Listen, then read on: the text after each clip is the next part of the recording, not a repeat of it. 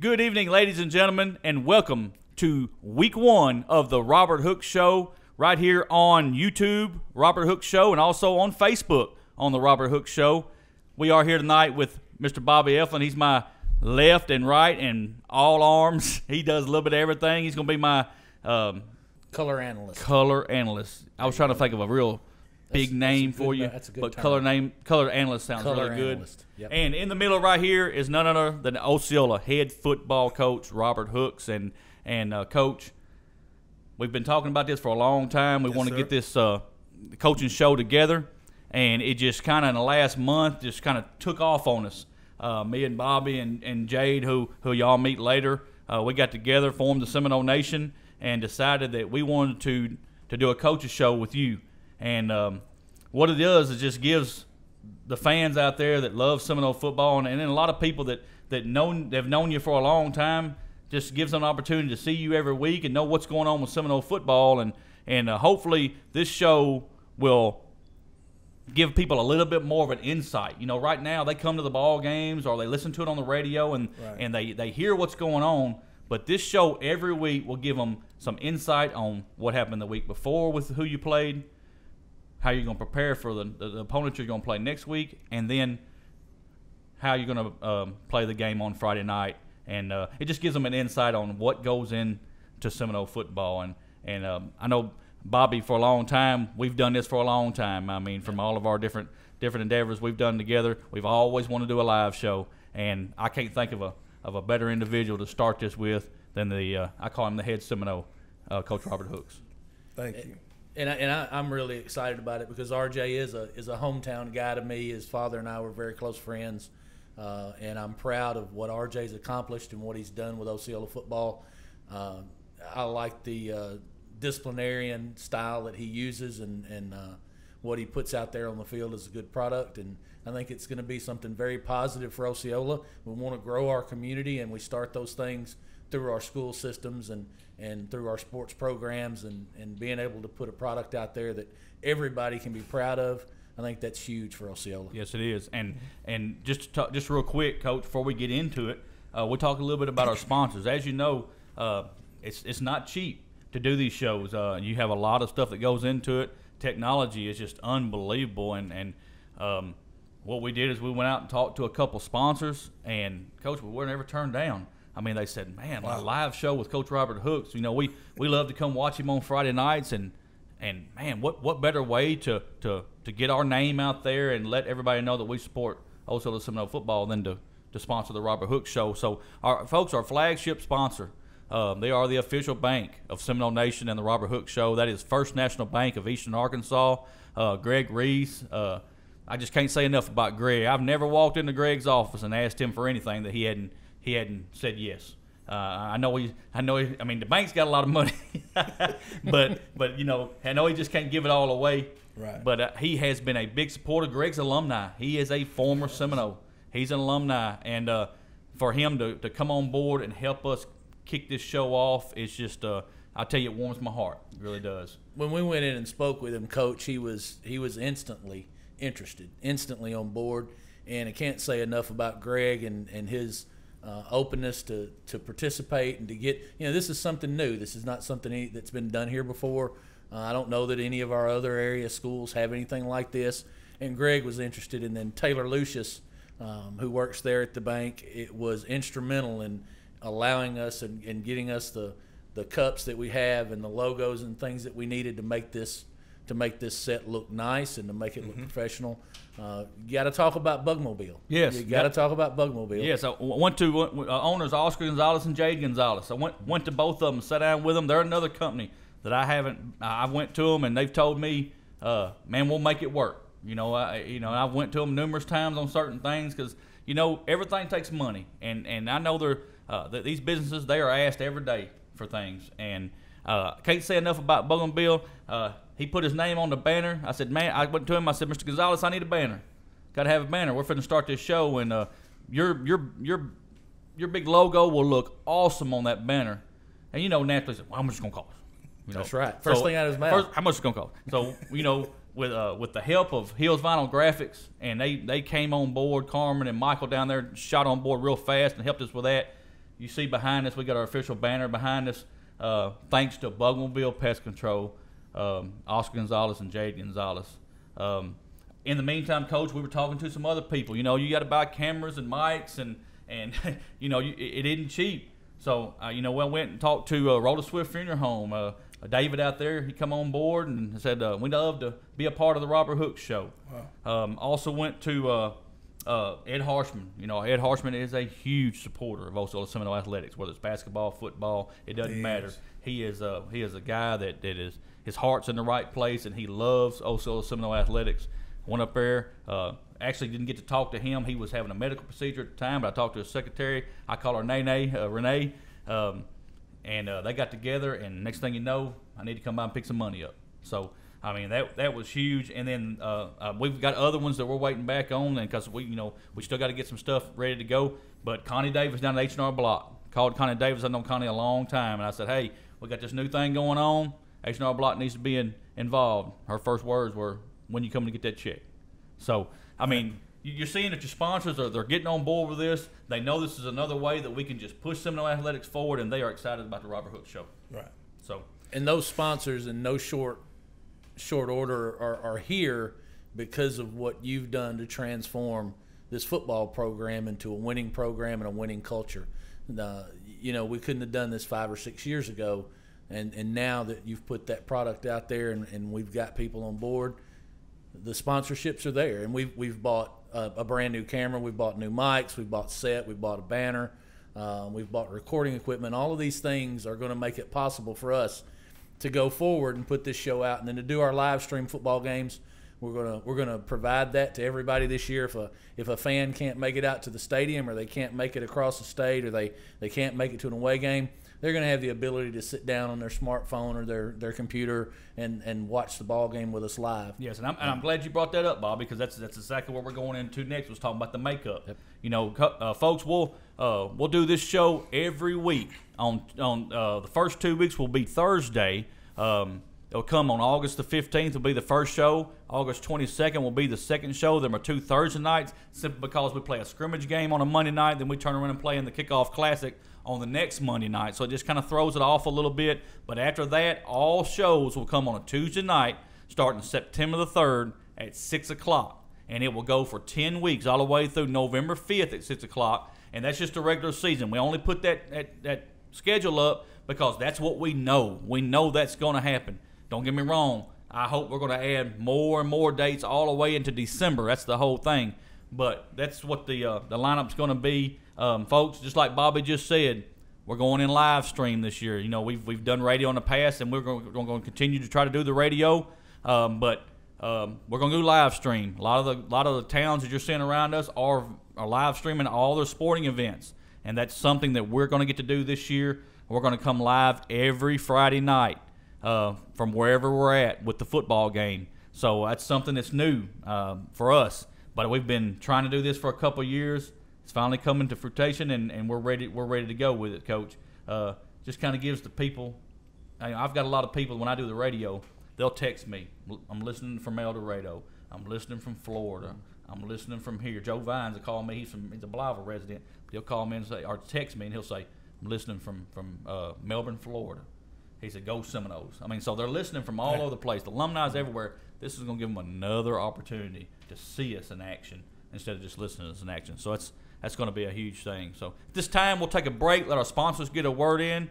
This is the Robert Hooks Show on the Robert Hooks Show YouTube and Facebook page. We'll be back in just a minute. All right, welcome back to the Robert Hooks Show here on the Robert Hooks Show on Facebook and YouTube. And, Coach, what a year we had last year. I mean, I'm in awe. I mean, I got to ride the wave with you, and it was awesome. From the opening game against Blytheville all the way to the state championship game.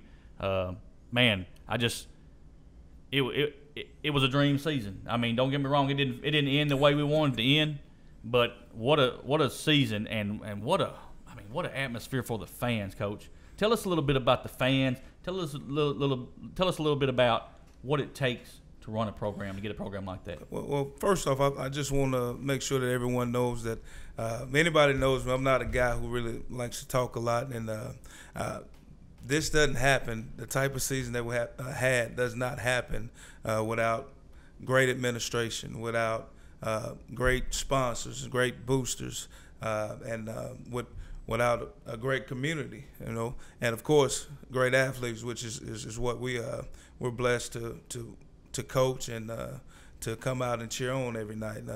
Those kids poured their heart in it and did a great job for us, and it takes a village in order to build a winning program, and everyone has to be on board, and we have to understand that as we build kids up, we have to make sure that we keep them and hold them accountable for every little action that they do when they're not on the football field. When you see them out in the community now. I couldn't be more thrilled with the season that we had last year. I thought that the kids just come in, they worked every day. You couldn't tell them that they weren't going to be better than the next group because all they heard was, "It's over now. You lost Binky, you lost DJ, you lost Robert." So they heard that over and over again, and all they did was work. They worked harder every day. Yes, sir. And that's easy to do. I mean, you lose people like you just said. Them were horses. Great athletes. Great athletes, yes. And you think to yourself, players. man, how am I gonna replace them? But just like you said, they come in, they work their tail off, Coach. Yes, sir. The year before that, you were state semifinalist team. Yes, sir. Last year, you make it all the way to the finals, Coach. 13-2 overall, Coach. You 7-0 in the conference championships, and an epic game at Newport. I mean, if you'd have told me that Newport game was going to turn out the way it did, I'd have told you I believe we was going to win, but I never would have dreamed it ended up in a shootout. Right. And then the score don't show it's a shootout, but it was a shootout. Most definitely. I mean, same thing. You go into the third quarter, and Coach, I've never been in the third quarter as long as my life. I didn't think the clock ran. We even had fans down in front of us turning and looking at us, telling us to turn the clock on. We don't control the clock, but right. What we had was everybody was scoring, offense scoring, defense scoring, offense scoring, defense scoring, and we had a shootout. I mean, we were a point or two away putting a Mercer rule on them, Bobby, and ends up. I mean, we have a shootout in the third quarter, and it was unbelievable. I mean, that Osceola Newport game has over the years historically given rise to some epic battles and some games that led to one team or the other making a run toward a championship. So that's no small thing to go in there and into their place and to do what you did there. Yep. And I'll never forget it. We get to the locker room afterwards as we do this post-game show. We get to the locker room afterwards. I look at Coach. I says, "Congratulations." He looks at me and says, "We're not done." I love it. I love the fire. That fire. Coach, tell me what it meant, though, to be conference champions. That's what we work for. I mean, if you come out and work and you're not working to be a champion, then Osceola is not the place for you. We work to be champions, and that's our expectation. So, expectation is high. With that comes accountability. We have to hold yourself accountable on and off the field. And I was just thrilled with the way that we were able to focus and game plan for those guys. Newport, of course, mirror us a lot. They have the same type of athletes that we do, and I think that their coaching staff does a great job. And it was a hard-fought ball game, even though we're up 35-2 in the third quarter. So they did a good job of battling back, and then they did a good job of just staying in it. And our kids did what champions do. They finished. I was proud of them for that. Yes, sir. But you have to learn how to finish, and that's one reason that the game went on so long, is because in my younger days coaching at Camden, we've been up before and tried to run the clock out and come back on the losing end to very good Greenwood Bulldog teams. So in the back of my mind, that's all I can think. You try to run this thing out, and you get a turnover here, don't get a first down there, then you're in trouble. You're in a dogfight. So we wanted to continue to do what we did in the third quarter, and it caused the game to be prolonged. But I thought we executed well in the fourth quarter. Yes, sir. And that's the conference championship for the Osceola Seminoles, which was huge for last year. Coach, we go into playoffs, get 2 good home games, and then we have to go on the road. have to go on the road to a Smackover. And, folks, Smackover has a heck of a ball team, very well coached. But we played in some of the worst field conditions. Now, Played Bobby, in a I remember, monsoon. I remember back when we went to Alma. Now, Osceola went to Alma one year. We step off the bus, sun shining, ain't a drop of water everywhere until you get to the field, son, and there's 2 inches of rain on the field. Yep. I mean, we played through that. But I'm going to tell you, I have never seen field conditions like we saw at Smackover. And nothing against Smackover. I'm not trying to point fingers at nobody. It's been raining for 2 weeks down there. Right. But, Bob, nobody could stand up. It was sloppy. You had to try to take care of the football. Coach, it comes down to a field goal. And I'll set the scene. We're up there in the booth, Bobby, and I think, we tried to get it in the end zone. They stopped us. All right? They get the ball back right there by goal line, try to get 10 yards. I think we stopped them on 9. I think they end up going for it. Way down their territory, and we stop them. We get the ball back. 3 plays later, we're trying to get in the end zone. Cannot get in the end zone. I look up, and here comes Jacob O'Kane. And I said, partner David was sitting there with me. I said, what in the world is Jacob O'Kane coming on the field for? Because you can't even stand up. And I told them right there, we're sitting in there with all the Smackover people that are running the clocks and stuff, and they're telling me, he said, if he kicks his field goal, your coach will be coach of the year, which he was coach of the year, by the way. But and he gets out there, Jacob O'Kane kicks a moonshot. I'm talking about, I thought it was just going to go straight up in the air, but it don't. It goes straight up in the air and clears the bar by inches. Puts us up. Bobby, we have to go and stop them. We stop them. We end up winning the ball game in one of the best ball games I've seen in a long time. Long time. Come down to a field goal. How many field goals do you think you attempted last year, Coach? Was that something that happened a lot, or was that just, hey, we got to get out of here? I think we only attempted 2 field goals. We attempted 2 field goals last year. And, that's a season where in week 1, Blytheville, if we had a chance to punch it in and didn't punch it in where we should have kicked field goals. But, we're seeing the guys in practice. In practice, we're 50% on extra points. So, we're a yard and a half away. We think that we can get it in. We were confident that our guys were going to do what it took to get the ball in the end zone, and we did not. Then you come back week 3, and the same thing happened to you against Rivercrest. We get the ball inside the 2, maybe inside the 1.5 yard line, and we think we're going to punch it in, and it doesn't happen. So those are 2 games that we lost. And our record says we're 13-2, but the Blytheville Chickasaws beat us, and I say that we were 12-3. We got that on some technical difficulties, but we're going to salute Blytheville on the win. I don't want to take that win. So that's right. We were 12-3 last year, but those are 2 games that if you kick field goals, I think that our defense will be solid enough to make stops, and we come out with the victory. And but what we did, we continued to work on it. You've been to numerous of our practices. That's how we in practice every day. We run them on and off, just like that, and tell them that you never know what's going to happen. And we had 4 different guys to kick. Carl Minor kicked for us. Yep. MJ kicked for us. Sure did. J.D. Winder kicked for us. Jacob O'Kane. So we had 4 different guys to kick, and we never knew who was going to kick. Going into the game and until we watched them in warm-ups. The hot guy was the guy that we chose to go, and it was Jacob on that night. And Jacob was the guy that was with us as a sophomore. Didn't get much playing time. Got a little discouraged, and come back with us in his junior year and just continue to work. And then he's the guy that helps propel us in the end. Very proud of him, but that just comes from repetition. That's right. Regardless of the field conditions, you never know what can happen. I always tell them it could be raining, could be windy. You don't know the field conditions. You got to take this serious, and that's how we end our practice every day. Yes, talking about Jacob and his point to come into the game and help you win one. My old football coach, Coach Leetor Gaithan, would always tell you, you never know when your time is going to come. You've got to be ready. You got to be prepared. You can't go out and take it away from someone, but one day that opportunity to shine is there for a kid. It may not have been offered as many opportunities to win ball games, but then he wins the big one. Yes, sir. Exactly. Yes, sir. Exactly. Very proud of him. Coach, we move on from there. We come back home, get another home game against Rising.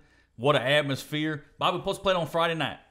storms Storms through. come. And the AAA decides we're not going to play any games on Friday night, and rightfully so. Yep. Because it was really nasty at Friday night. Storms were here, and out of safety, they made the right call. Moving to the next day, same day as the Osceola Christmas Got the parade. Christmas parade going downtown. So we moved the Christmas parade from the nighttime to the middle of the day. Right. And then we have a football game at night in about 80-degree weather. It was unbelievable. Yes. I mean, it was unbelievable. Christmas in summer. Christmas in summer. And you talking about an atmosphere, packed house on both sides. In the wind. That's right. Wind was blowing. That's exactly right. Packed house. And two good football teams it's like they just two heavyweights went up and fought it out. And in the end, Osceola was victorious. It was great to see the fans run on the field. I mean, that's something we don't condone. I mean, we're not supposed to do that. But it does happen when you get a little emotional. Everybody's hollering and screaming, Coach, and we knew then we was going to play for a state championship. Yes, sir. And go to the state championship, and we're back to that that rain and wind, and it's about 20 degrees outside with the wind chill. It's about 5, and it was just a very nasty game down there. Hats off to Boonville. Played Boonville. Yes, sir. What a team! They come in and just they had their way with us. Just wasn't our turn. Sometimes I just say that, you know, I kind of believe in meant to be, and I guess it wasn't our turn. So, but what to sum the season up, Coach. I looked at it right here. Coach, you scored 621 points last year. That's 41 points a game. 41 points a game, Coach. That's a great offense. You gave up 295, Coach. That's 19 points, Coach. That's more impressive than the offense, in my opinion. Giving up 19 points a game, you got to say, well, I'm going to score 20, and I'm going to win every game.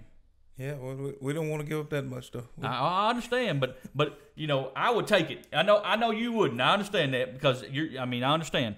But if you told me you're going to give up 19 points a game, I'm going to say, hey, I'm going to be there in the end. And I really believe your defense did step up in a lot of ways and play some heck of a ball team. I mean, we had Malik Chavis down here from Rising, heck of a ball player. Going to do big things for the Razorbacks this year. Playing at Arkansas right now. Boonville had 2 or 3 that were horses. I mean, Carson Ray's one of them. I mean, he was a monster.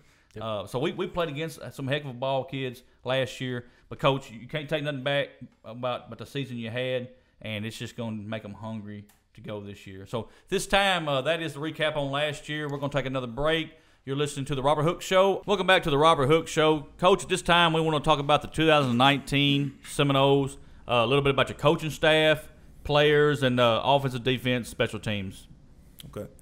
We have, I'll start with the new additions first. We have 2 new additions. We have Coach Tevin Howard. This would be his first year coaching at the high school level.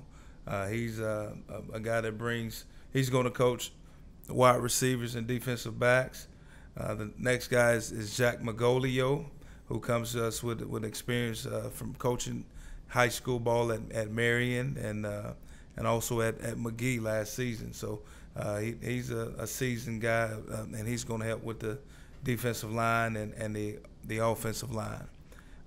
Returning coaching guys from the staff, we have Coach Adrian Jones. He's our quarterback coach and an outside linebacker coach on defense.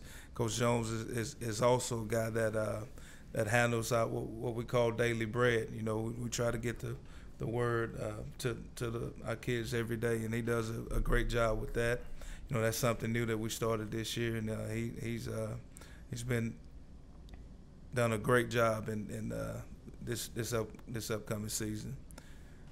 Coach Alan Teague is our defensive coordinator, our inside linebacker coach, and running back coach on offense. He's a guy that brings a lot of years. You know, he coached started at Mark Tree, coached there for I think 2 or 3 years, and he was at Blytheville for I want to say 6, 7 years, and he's been here for 8 years. So he's a guy that really knows the game and does a lot of the breakdowns for us. He's a very good coach.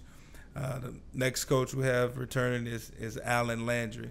Coach Landry is primary offensive line coach, and he also is going to help with the D-line. So he and Coach Magolio are going to kind of we're going to be a whole lot better than what people think we are up front. Even though we bring back 0 starters from the previous year, I think we're going to be pretty good up front. So talk to us a little bit, Coach, about you're primarily an offensive guy. You're the offensive coordinator and head coach. You take care of calling the plays. Coach Teague is your defensive coordinator, and he takes care of calling the defensive plays. How much input do you try to have into what the defense is doing? Is the philosophy yours, or is it something that Coach Teague brought to the table? Well, it's our philosophy. You say I'm an offensive guy. I played both sides in high school and played defensive tackle in college. So, and that right there, I think, is what kind of helped me with the offensive mind, because I know what defenses are trying to do instead of guessing what they're trying to do. So that right there, it has helped, I think, kind of propel me to be a decent play caller. And I watched you in high school as a kid, and you could be vicious on the D-line. Yes, sir. I've seen several times that you tried to take somebody's head off. So, what does Coach Teague bring to this? Does he decide the alignment? Does he decide the overall philosophy? He comes up with the practice plan. He does all of the practice cards. That takes a lot of time. We give our scout team cards where they have to run what the opposing team is running. And he does that. He coordinates all of the practice, and he does that. And on the game night, by formation, by motion, by what he has on his chart. He keeps a chart with him on the sideline, and he's telling me in my ear, they're about to run this. This right here, the data says that they're going to run this, and from there we come up with the call. And something I left out, I meant to talk about earlier. Coach Teague was actually the guy who got me to kick that field goal at Smackover. He was the guy who was in my ear that, let's kick it. So you brought up something really interesting to me, because from my days in high school football and playing in the 80s, things weren't nearly as data driven as they are now. You played more by feel. You played more by what your scouting report told you the tendencies were. But today you're looking at numbers. Right. How much does that play into how you design your game plan and going forward into a game? Well, I'll say this: every game every opponent that we've played, that data has not been wrong, and they have done exactly what it says. I mean, even when you lose 35-0, Boonville did what Boonville does, and that's the reason they're champions. But and they were able to execute it. Yep. So the data is really, really beneficial. And I'm glad you brought that up, Bob, because we talked about at the very beginning that this show will give an insight on what Seminole football does. I mean, a lot of people, they don't understand. They think, well, we're just going to go out there and draw some plays in the sand, and they're going to play football. But they don't understand. It's not just getting out there on that football field and practicing. It starts 10 minutes after that football game is over with on Friday night. A lot of people don't know this, and I don't mind telling you. They go tell their wives they love them. They give them a hug. The pizza's brought in, and folks, they're there all night. A lot of people don't understand that. Coaches don't leave after a ball game. They get up, they break down the film, and they're there. If it's 6 a.m. the next morning, it's whatever it is to get ready for next week. It don't start on Monday, folks. It starts 10 minutes after that ball game is over with on Friday night. And that's going to be something that we're going to be able to give people more insight on. And that's what's going to be great about this show, too, is because it'll show them that it's not just getting out there and practicing every week. It's a whole lot going on. Right. Yes, sir. So, Coach, you talked a little bit about defense real quick. Let's talk a little bit about offense. I know you like to sling the ball, but I know you like to be balanced. I mean, I hear you talk about that all the time.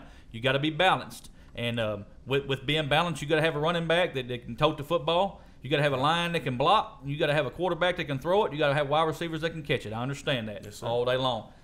Just tell me a little bit about how good you think your offense is going to be, where maybe some of your strengths, some of your weaknesses are, and you don't have to go in depth, but just give us a little offensive.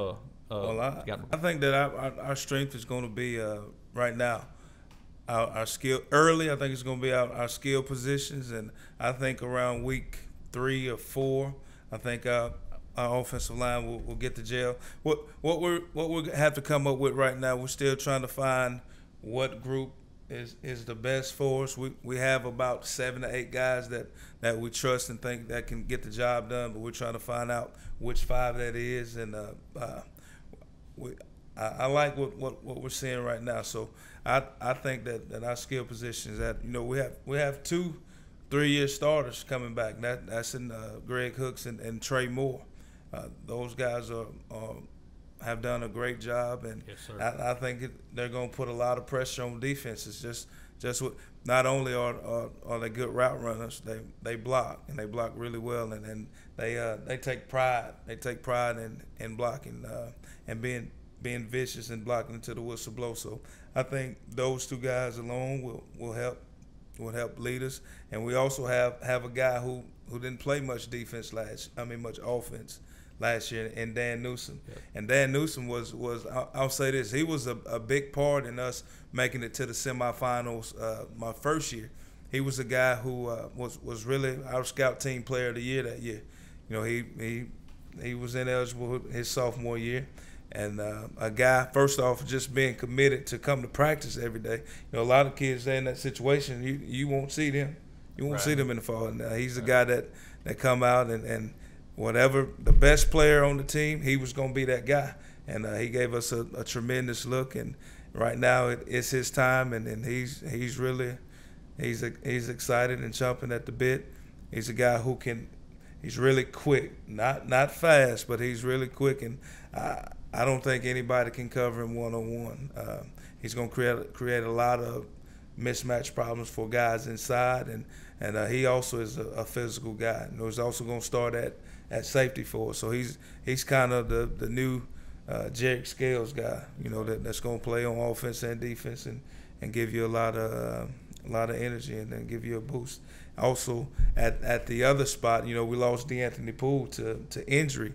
And that was a huge loss, but we gained a kid who left us last year early, and Stephon Coleman. Mm-hmm. I'm telling you, he has a tremendous ceiling if he will allow himself if he would let go. This kid here can do stuff right now I've coached a lot of great athletes at Camden Fairview, at Fort Smith Northside, at Bryan, and also here. And he's top 4. He's top 4, if not top 3. And that's saying a lot compared to the places that I've been. So I think that he's going to really he's going to create matchup problems as well for defensive backs. And he's also a guy who can play safety, outside linebacker. The biggest thing that we have this year, we're not as deep as we were last year. So we're going to have to play different positions. We got Stephon, who can play corner, safety, outside backer. Greg, who can play corner, safety. Trey can play corner, safety. Brandon Johnson, who's also going to be our running back. He's going to play outside backer. He's a guy who can play safety or inside backer. Rod Hale, who's also going to play running back for us, going to play slot receiver. He's going to play outside backer, safety, inside backer. We have guys who can play a number of positions. So that took a lot of time this summer to get them to learn all those positions. But when you do that, some people say they learn a little bit and not going to be as technical as they need to be.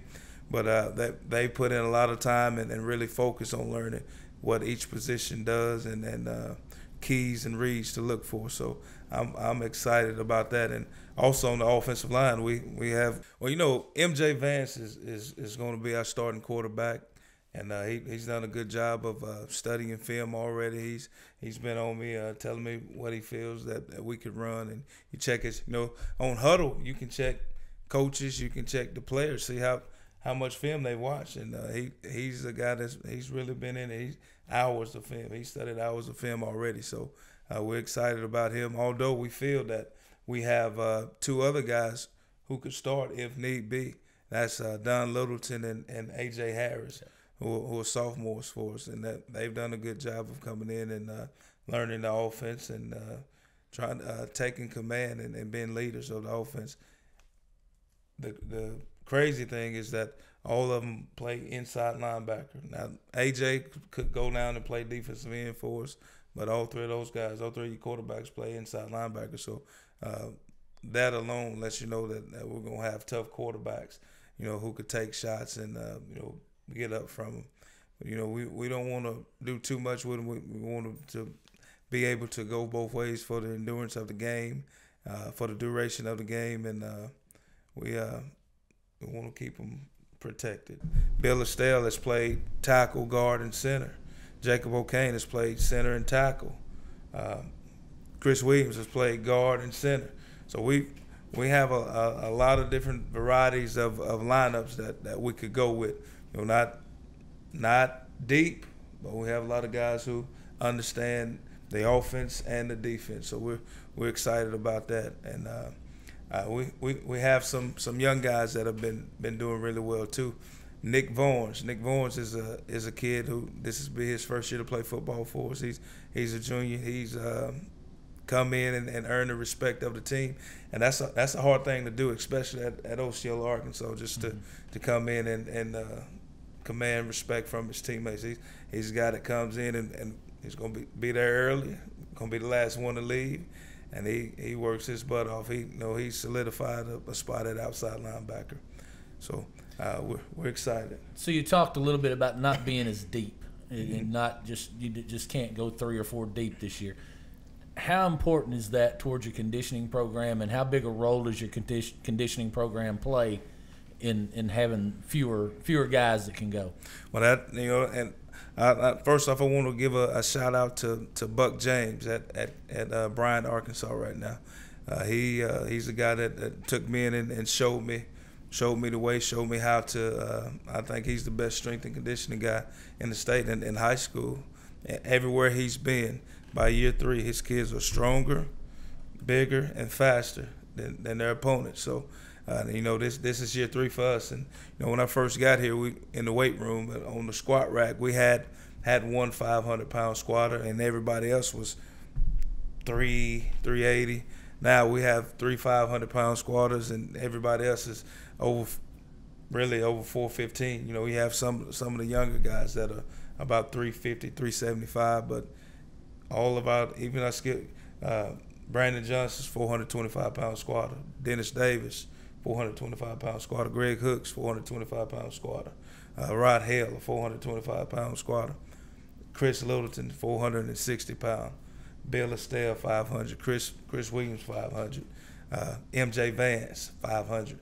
And that's because I stopped MJ. MJ could be about 530, 540.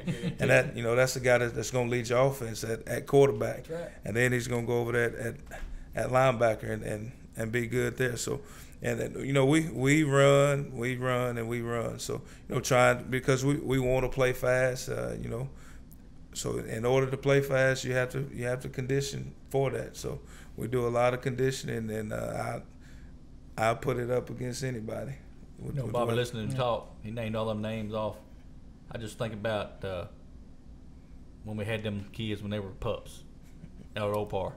Out there in the flag football and you baseball. You coached for us right there at the very beginning in tackle football, and you talking about Rod Hale and all them. You had them when they were babies, and to get to see them now shine and be a Seminole, I tell you what, it means the world to us. So I just listen to them names.